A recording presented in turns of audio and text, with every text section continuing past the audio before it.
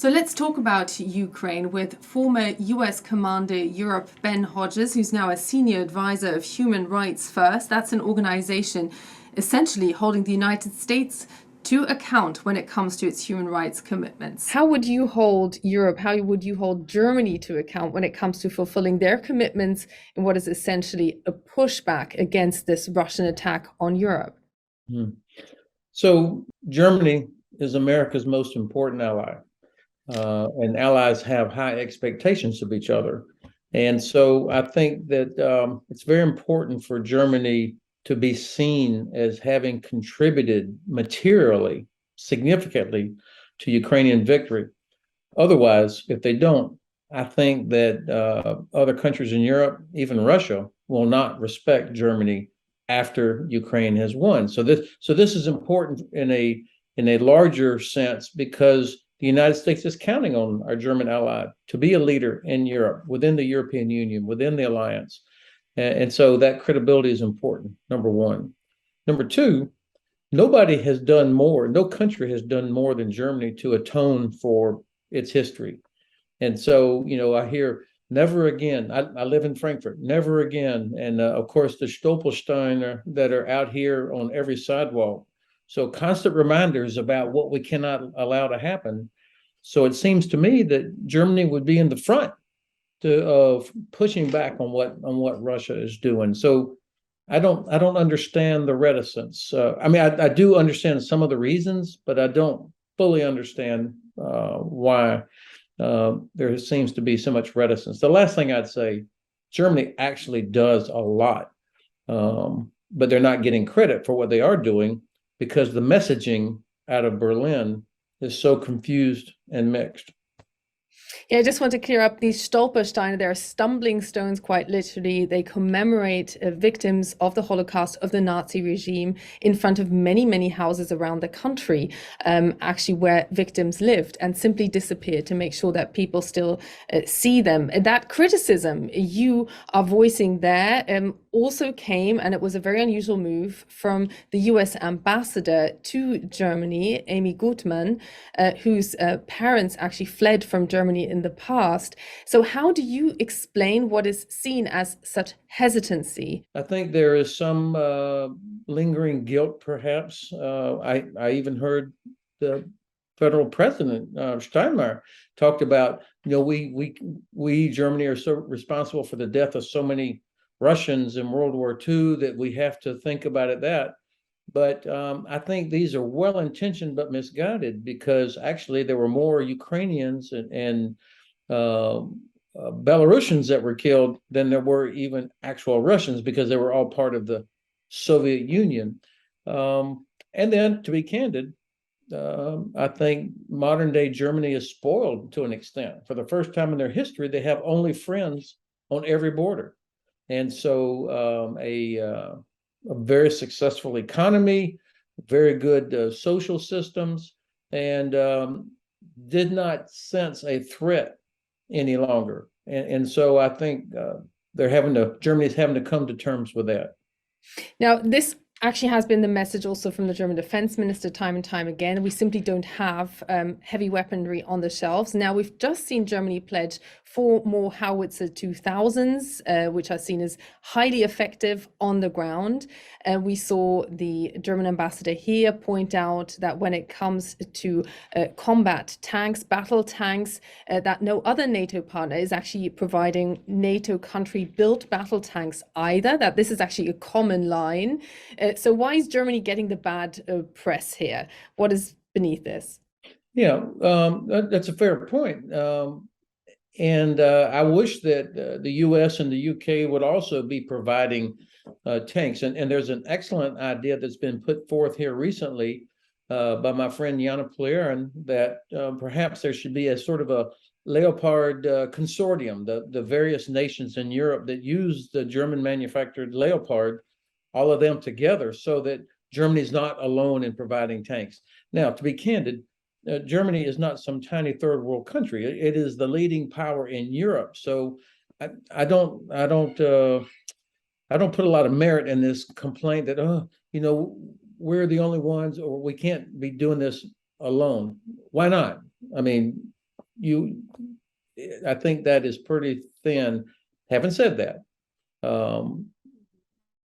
Germany seems to get a lot of heat because of the mixed messaging that comes out of Berlin about, first we can't do this because we need it. Then it's we can't do this because it'll take too long to train, or we can't do this because other reasons. And there's never a clear signal. Now, I listened to Chancellor Scholz the other night in Potsdam, and he very clearly said, we will stick with Ukraine for as long as it takes. That was powerful. I mean, that was powerful. And Germany is doing a lot. But because of the mixed messaging, it's not clear to everybody that they really are, to be candid, taking the risk that other nations are taking by clearly siding with the Ukrainians and providing equipment. I mean, the whole concept of the Ringtausch, to tell Slovakia or Czech Republic, you give up your T-72s and we'll backfill you with Leopards or things like that, also is not what I would expect from the most powerful country in Europe and our most important ally. You're saying that there is a communication problem, but also when it comes to what kind of strategic moment this conflict is currently in. The Russian side has been beaten back to a degree. Can you give us an analysis what that moment would call for right now? So I believe the Ukrainians have achieved irreversible momentum. It's too early to plan a victory parade, but they clearly have irreversible momentum. And in my view, defeat of Russia, Ukrainian victory, which means total restoration of all of its sovereign territory, including Crimea, is inevitable. How fast that happens depends on whether or not we can continue to deliver everything we promised, and if we keep the sanctions in place. I believe that Ukraine will continue to fight through the winter. They will not stop just because the weather begins to turn bad, because they want to keep the pressure on Russian forces. Don't allow them to stop, turn around, regroup, and prepare stronger defenses. So I anticipate this will continue through the wintertime. But we are at this, they've achieved what I would say is irreversible momentum. Is the United States and its allies in Europe, are they on the same page when it comes to that analysis? Well, the 50 nations that are sort of the Ukrainian contact group that met recently in Ramstein, for example, are clearly on the same page in terms of we're sticking with Ukraine. And this is where American leadership and German leadership and British leadership are so important. As long as the three of us continue to do this, then I think everybody else will continue. Obviously, the Baltic allies, Estonia, Latvia, Lithuania, as well as Poland, Romania, the front line, if you will, and soon Finland and Sweden and Norway will continue to do this because they would be affected if Ukraine were to fail. I mean, they're there. But my sense is that while there may be different policy ideas about what type of weapons should be provided, or different levels of risk assessment about a possible escalation by Russia, probably some differences there. But by and large, I think we are on the same page. And again, it was very powerful when Chancellor Scholz said the other night that Germany will support Ukraine for as long as is necessary. Which is exactly what President Biden said, by the way. But there's also differences in what would then appear to be a detail. For instance, those Baltic states that you mentioned are now no longer letting in Russian citizens. That is countries making a very clear statement there. Other European countries are not willing to do that. How concerned should Europe be about a sense of fatigue here in the United States when it comes to that conflict? I think that the bipartisan support from the Congress has been strong enough that it will sustain that they won't become fatigued. Actually, I mean, even during the Trump administration, the Congress was so supportive of NATO that the number of U.S. troops permanently stationed in Germany increased even during the Trump administration. So Yes, as you know very well, because of where you're sitting right now, domestic politics will look for opportunity one way or the other. But I think at the end of the day, most people realize that, first of all, this is about a struggling young democracy, Ukraine, fighting against an autocracy that is attempting to drag everybody back to the 19th or 18th century. And so most Americans, I think, side with Ukraine. I don't see us looking for, I don't see signs of fatigue. What do you read into the signs of criticism within Russia at the moment of the war, of Vladimir Putin, of leading figures, one pop star as well, also coming out? Yeah, well, that was probably this woman, Alla, 73-year-old legendary pop star in Russia, for her to come out, that will get people's attention. And it's amazing, when people from pop culture can have such an impact, such a reach. So what they say does matter. President Putin had a terrible week last week. The whole First Guards tank army was destroyed.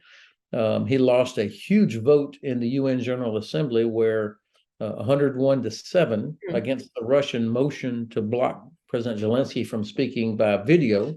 And even China voted against that motion. And I'm sorry, India voted against it, and China abstained. So he's not even getting help from China and India. You had the video of the Wagner Group president recruiting convicts to go to Ukraine. What a telltale sign that is, that they cannot find people that want to go fight in Ukraine. And you mentioned the United Nations. So Volodymyr Zelensky, the Ukraine's president, will be speaking there. Vladimir Putin won't be coming. He's sending his foreign minister Lavrov instead. So he's not facing the other world leaders on this very issue. It's the United Nations General Assembly this week. What can the UN achieve? Mm-hmm. Well, interesting that the president of the Russian Federation chose not to come. I think he didn't want to risk being humiliated like he was last week with all the other leaders in Samarkand made him wait for them, which and usually he's the one that makes people wait on him. What I expect is that there will be attention focused on these. More bodies have been discovered around Izium. So the human rights violation, the crimes against humanity, there'll be more and more people talking about genocide. So it's going to be very uncomfortable for Minister Lavrov. I think also what should be happening is that people will talk about this nuclear power plant in Zaporizhia. I think even the Kremlin will respond to international pressure, not coming from the US or Europe, but from international organizations like the United Nations. I mean, nobody is fooled about who's responsible here. And the Russians could solve this by before sundown if they withdrew their troops in that place and allowed the technicians to get in there and make sure it's running safe. Instead, this is 100% a Russian action. So that the UN General Assembly should condemn that, because a lot of nations outside of Ukraine will bear the brunt if there's a disaster there. So this is something, and I don't think that everything is being controlled by the Kremlin. I think that there are several levels of command, and I can envision at some level some colonel or one-star general officer being unhappy about how things are going and allowing something to happen or doing something himself there that could lead to a disaster at Zaporizhia. So the entire international community should convey to the Kremlin, you better get every one of your commanders under control to make sure that nothing happens at Zaporizhia. This morning there was an artillery round that landed 300 meters away from where the reactors are. That's not coming from a Ukrainian. Now, Joe Biden, the US president, also German Chancellor Olaf Scholz, will be speaking at the UN General Assembly. What would you expect to hear from them? I would expect both of them to say that they understand that this is about democracy versus autocracy. It's about respect for international law. It's about respect for human rights, and it's about protecting people.